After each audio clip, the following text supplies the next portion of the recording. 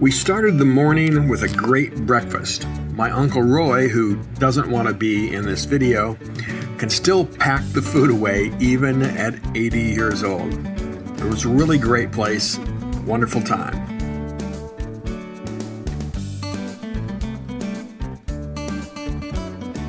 After breakfast, Kevin and I headed to a place that we used to go as kids, Vasquez Rocks.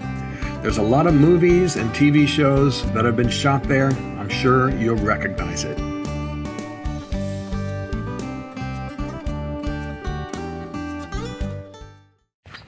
So today we are at Vasquez Rocks. It's a state park or county park here. I don't know what county this is. Ventura? I don't even know. LA County? Ventura? I don't know. But anyway, this is a place where I used to come as a kid. My parents used to bring us out here to go and climb on the rocks and so forth. It's known for being the backdrop of many movies and TV shows. There were several Star Trek movies and episodes shot here. In fact, probably the most famous one is the battle with the Gorn, the lizard man, that Kirk took. So, or that Kirk had here. So that's what we're here to see, to play around, to reminisce a little bit. Should be a good time.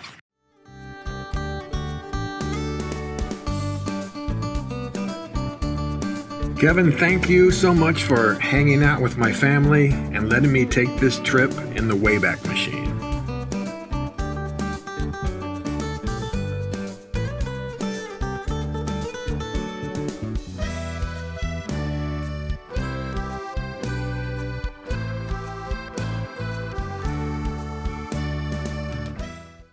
All right, we climbed up a little ways up these rocks. I don't think we're gonna go any farther because too damn old, it's too damn hot. And we're in our motorcycle pants, so. But it's cool to be here. And as you can see down there from the pictures that I took, they're gonna film some kind of I think the guy said it's for AFI. He wouldn't tell me the name of it, of course. It's probably top secret.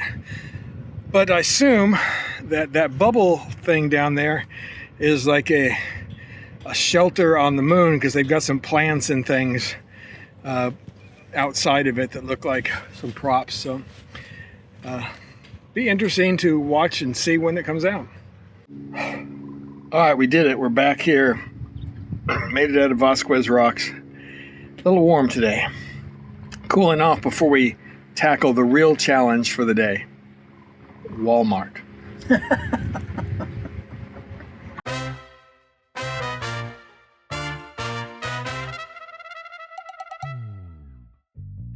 Leaving Santa Clarita, we took California 14 and US 395 before catching a great road called 9 Mile Canyon Road, which runs up through the Sequoia National Forest and into the San Gabriel Mountains.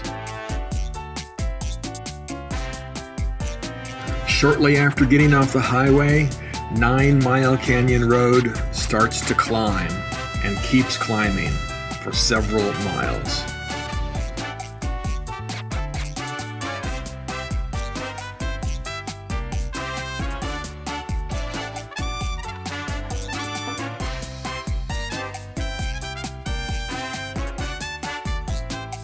The images here do not do the climb justice. It got pretty steep in many places, but the BMW pulled the trailer up the hill in 100-degree heat just fine.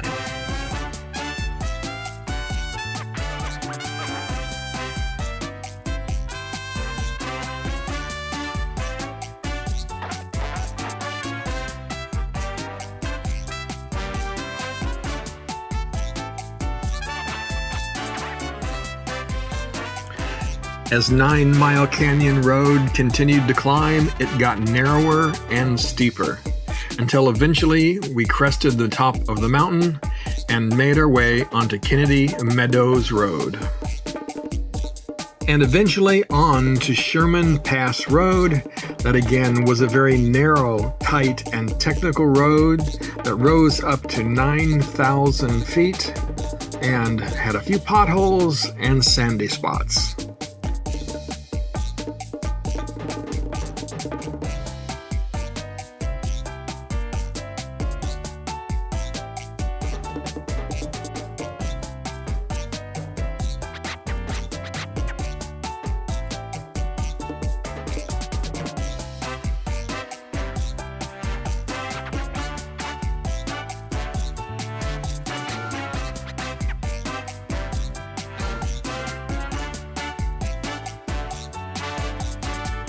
After about 10 miles on Sherman Pass Road, we came to a fork, and that's where we ran into a little trouble with our GPS systems.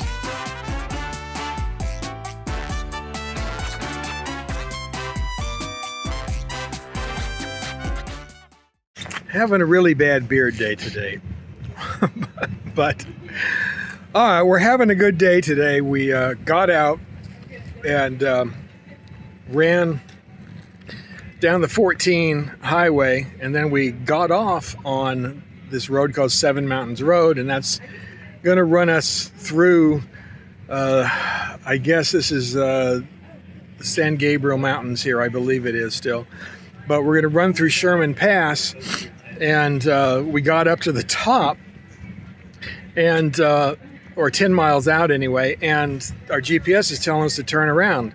And Kevin's GPS is yelling at him that it's unpaved and all of this kind of stuff. So we're like, all right. So then we turn around. We run back here to a little country store that's here. Cool place. And we asked the guys inside, and they said, oh, no, it's paved all the way over. We're like, okay. But we've got 3 hours of, long, twisty road, or we got 3 hours if we go back to the highway. So I don't know what we're going to do. We may just play it safe and go back to the highway to get in for the evening, because we already had a really great day of riding. You'll see it in some of these videos. After talking about it and having an ice cream, Kevin and I decided to turn around, ride the 39 miles back to the highway, and eventually make our way on to California 178. We did this because, well, we just thought it would be a safer way to go, in particular because gas at the little station that we had stopped was over $8 a gallon, and we just did not know what we faced ahead of us.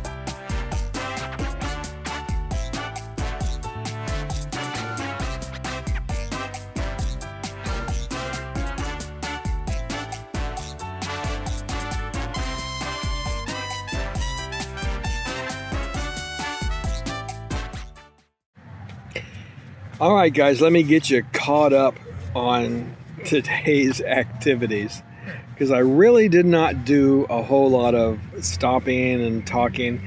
I shot a ton of GoPro video today because we did a lot of riding through some really nice areas. As you can see, we're in a KOA, and there's a little bit of a road that goes past here. It's not too busy, but every once in a while you get a car like that going through. And you might be able to hear in the background, sounds like a mariachi band concert that's going on nearby. So said at least the mariachi music is kind of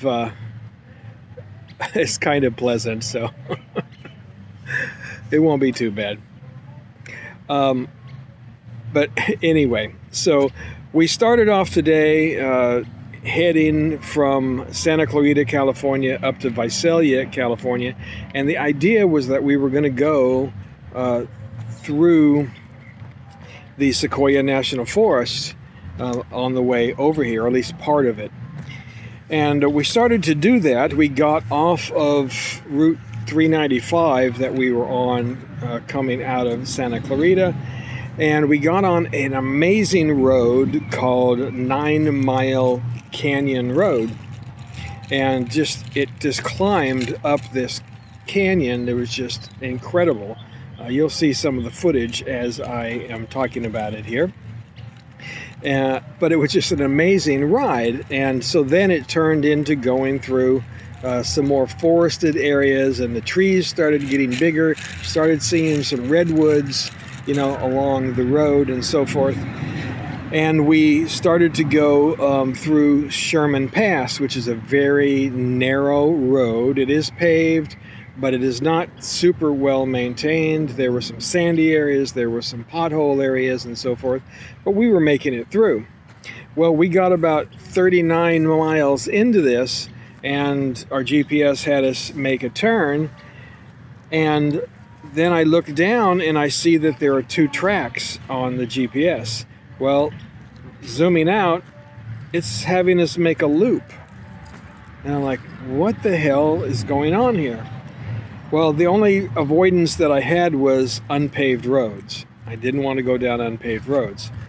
And then Kevin's Harley-Davidson GPS was also yelling warnings at him that he was about to go down unpaved roads. So we're thinking, okay, so somewhere down this hill, we have another 50 miles to go, and we have no way of knowing how much of it is unpaved. So we turn around, we go back about 10 miles, and there's a store there. So we tell them what happened there, and we ask them what's going on.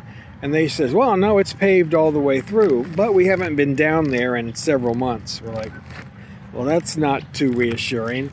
They said it just opened up just recently. It's been closed for the winter, and spring. So we like, okay, we're not too reassured that we're going to be able to make it all the way through on the bikes. Some cars and things were definitely going down there, but we didn't know that we were going to be able to do it on the bikes. So we decided to take a different route. We backtracked about 39 miles back out to the freeway, and we went down to a road that is 178, California 178, and it is also a very beautiful route going through some desert areas, some mountainous areas, and the last 20 miles are just absolutely incredible. They are going through a canyon with the Kern River just flowing alongside of the road. I mean, we've got no guardrails, no shoulders, and steep drop-offs. It reminded me a lot of the road, Highway 12 in Idaho, the Lewis and Clark Highway up there. Not quite on the same scale as that, but similar. Just reminded me of that. Really curvy, really twisty. It was really a great ride. Well, all of that went great. We were having a good time. With the detour, it did mean we were putting in about 400 miles today. We had planned on doing 3, so we were going a little bit farther than normal that we wanted to, but it was still okay. We were having a good time. But 178 ends in Bakersfield, again, which was fine. We got through Bakersfield fine. But then we're coming up to Visalia, and of course, it's Friday afternoon now. It's late, and traffic starts getting pretty heavy, and it kept going, but it was still pretty heavy. And so it was just a little bit tough going through there. But we finally made it here. I don't know, about 4:45, I think, is when we got here to the campground. And it was, of course, hot. And this lady comes up and says, oh, yeah, I know where you guys are camped. Because I guess we're the only motorcycle campers that are here tonight. So she knew where we were going to be camping. She said, oh, there's not many shade there. I'm like, okay, great. She says, well, we're going to move you over here to where there's some shade. I'm like, okay, great. Thank you very much. We appreciate that. So then they give us a spot. But then we come over here, and there's no shade on this spot. It's number 6 over here. And so we go back to the office and says, hey, you moved us over here because there was shade. She says, but there's no shade over here. She says, well, it's the only spot over there with power, and you guys wanted power, which is true. We got all these electronic crap that we have to charge. So we looked around, tried to figure out what the best place to do. So we ended up setting up the tent next to where the power was. And she told us, though, that nobody else is going to be coming in here for the next couple of days. So we can do whatever we want over here. So we said, all right, well, we'll just set the tent up here, but we can set over here where the shade is, a couple of spaces away. So we do all that, we get all cleaned up, and we're just sitting around, and then I look up at the tent and I notice that there are all these things crawling on the tent. So I go up to it, and the tarp is just covered with these tiny little ants. And I'm like, oh my God, where did these ants come from? Because we didn't see any ants when we were setting the thing up. So we look around and we find about 10, 15 feet away, there's an ant hill, a lot of little small, tiny little red ants. So we're just going, oh my God. So we decided to move the tent. Luckily, we did all this before, 10 or 11 o'clock at night when we went to bed. So we moved the tent a little bit farther away. We have a 50-foot extension cord, so we're still able to reach the power for the evening, which is good because we have some fans that we want to run in there tonight to keep us comfortable. But it's just been a little bit of a cluster of the end of the day. Electric moon. But, sorry, what? We have an electric moon. Oh, God. Now Kevin's pointing up that we now have a light right over the top of us. So I guess we're going to have that all night long. Kevin, as he says, an electric moon. So, okay, that's good. Oh, well. At least when we get out to pee tonight, we'll be able to see. What the hell? This kind of stuff makes you think, I don't want to camp anymore. We'll see.